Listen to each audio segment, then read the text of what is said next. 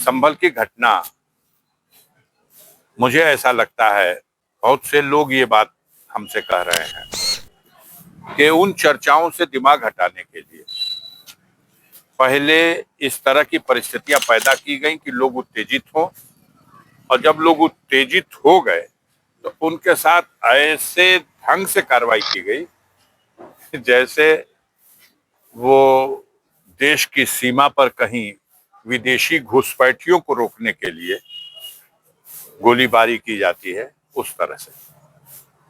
तो ये देखने में आ रहा है, पिछले दिनों तो चुनाव में जब मतदाताओं को भी, महिला मतदाताओं को रोकने के लिए पिस्तौल निकाल के दौड़ाया जा रहा था, तो ये सरकार चलाने वाले लोग देश में लोकतंत्र का गला घोटना चाहते हैं, और इसलिए इस तरह की घटनाओं को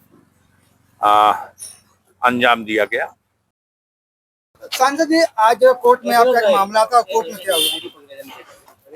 हम लोग दोष मुक्त कर दिए गए, सभी आरोपों से बरी कर दिए गए। माननीय न्यायालय ने खुली अदालत में फैसला सुना दिया। क्या मामला सर? कब का मामला था ये? आज से 23 वर्ष 3 महीना 21 दिन पहले 9 अगस्त 2001 को जब पूरे प्रदेश बंद का आयोजन किया गया था, आह्वान था समाजवादी पार्टी के राष्ट्रीय अध्यक्ष माननीय मुलायम सिंह जी का, तो उसी आह्वान के अंतर्गत मैं समाजवादी पार्टी का विधायक था और हर तहसील स्तर पर धरना, प्रदर्शन और बंद का आयोजन तो मोहम्मदाबाद में भी हुआ, शहीद पार्क में सभा हुई और बंद 100% सफल रहा।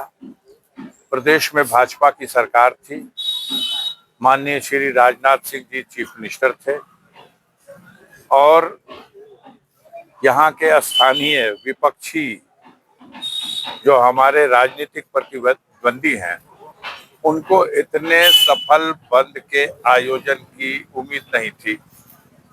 तो उन लोगों ने प्रशासन की मिली भगत से एक मुकदमा पंजीकृत करा दिया कि प्रदर्शन या सभा और बंद आयोजन के दौरान सरकारी काम में बाधा डाली गई और कुछ तोड़ फोड़ किया गया। 10,000 रुपए की संपत्ति की क्षति का अनुमान लगाकर एक मुकदमा पंजीकृत किया गया। अब इस मुकदमे में विवेचना हुई, चार्जशीट लगी और लगातार ये मुकदमा लंबित होता रहा और आज 23 वर्ष 3 माह 21 दिन के बाद इसका निर्णय आया। हम सबको न्याय मिला, लेकिन न्याय के तलाश में, न्याय की चौखट पर इतनी लंबी लड़ाई में कितनी मोड़ आए हैं, ये बड़ी विचित्र स्थिति है। न्याय तुरंत मिले ऐसा ही उम्मीद हम लोग भी करते हैं, किसी को भी, और हम इस न्यायालय के निर्णय का स्वागत करते हैं। हमेशा से हमारी आस्था रही है न्यायपालिका में, भारत की स्वतंत्र न्यायपालिका, इसीलिए सारी दुनिया में अपनी अलग पहचान रखती है। हम आभार प्रकट करते हैं अपने शुभचिंतकों का, चाहने वालों का, कि उनकी आशीर्वाद, उनकी दुआ और प्रभु की कृपा सब मिला करके न्याय की चौखट से आज हम लोग फिर बेदाग साबित हुए। और बाकी आप लोगों ने तो खुद ही रह करके सब कुछ देखा है, महसूस किया है। सांसद जी, एक सवाल और उठता है कि संभल के मामले को लेकर समाजवादी पार्टी का एक डेलीगेशन गया था, जिला प्रशासन ने रोक दिया। सवाल दूसरा भी उठता है कि अडानी जी, आज क्या परिस्थितियां पैदा हो गई, अमेरिका ने उनके खिलाफ किस तरह के मामले उजागर कर दिए। जहां तक संभल की घटना का सवाल है, वो बहुत दुर्भाग्यपूर्ण है, बहुत दुखद है। चूंकि महाराष्ट्र का चुनाव संपन्न हुआ था, उत्तर प्रदेश का चुनाव संपन्न हुआ था, और इस चुनाव में जो बड़े पैमाने पे बेईमानी कराई गई प्रशासनिक मशीनरी को और चुनाव आयोग की मिलीभगत से, उस पर पूरे प्रदेश की जनता में एक चिंता और एक चर्चा प्रारंभ हुई थी।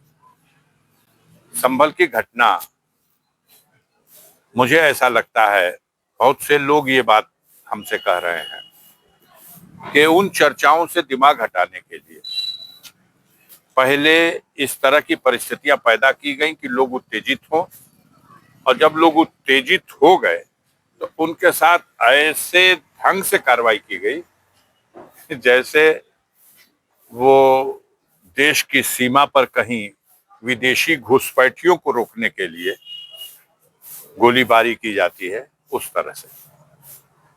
तो ये देखने में आ रहा है, पिछले दिनों तो चुनाव में जब मतदाताओं को भी, महिला मतदाताओं को रोकने के लिए पिस्तौल निकाल के दौड़ाया जा रहा था, तो ये सरकार चलाने वाले लोग देश में लोकतंत्र का गला घोटना चाहते हैं, और इसलिए इस तरह की घटनाओं को अंजाम दिया गया। हम चाहेंगे, हमारी विनती है, हमारा निवेदन है वहां के लोगों से कि जिनके घर के लाल इस घटना में मार दिए गए, उनकी तो जान चली गई, और न जाने कितने लोगों की दुकानें जला दी गई, गाड़ियां फूकी गई, सारे तरह का जो तांडव हुआ, और फिर लगातार जारी है। दिन में मार्च और रात में घर में घुस करके महिलाओं तक को नहीं बख्शा जा रहा, कई महिलाओं को भी पकड़ के जेल में डाला गया।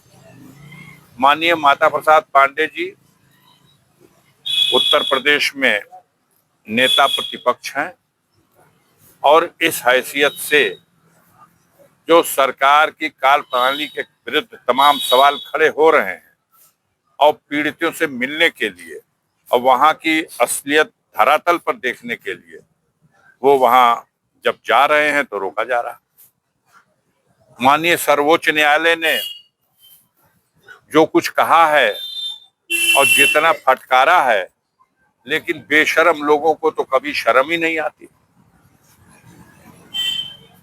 और आए दिन मनमानी करने पे आमादा है। अब तो ये लोग प्रशासनिक मशीनरी का दुरुपयोग करके न्यायिक सेवा में बैठे हुए पदाधिकारियों को भी धमकाने, डराने और अपने दबाव में लेने और अपना मनचाहा कार्य कराने के लिए विवश कर रहे हैं। ये देश के लोकतंत्र के लिए बहुत बड़े खतरे का संकेत है। समाजवादी डेलीगेशन को रोक दिया गया। ठीक है, डेलीगेशन रोक दिया गया, फिर डेलीगेशन जाएगा, फिर डेलीगेशन जाएगा, कहाँ रोक सकेंगे? और अभी जो अधिकारी गोलियां चलाने के बाद भी वहीं जमे हुए हैं और चुरुक रहे हैं, इन सबको खामियाजा भुगतना पड़ेगा। ये अंतिम सरकार नहीं है, इसके बाद भी सरकार आएगी। इनसे पहले भी जो शख्स वहां तख्ते नशीं था, उसको भी खुद के खुदा होने का इतना ही गुमा था। वो भी यही समझ रहा था कि अब हमारे बाद कुछ नहीं। लेकिन ये बैठे हुए कोई अस्थाई परमानेंट नहीं है, समझ रहे हैं? वक्त आएगा, बदले जाएंगे।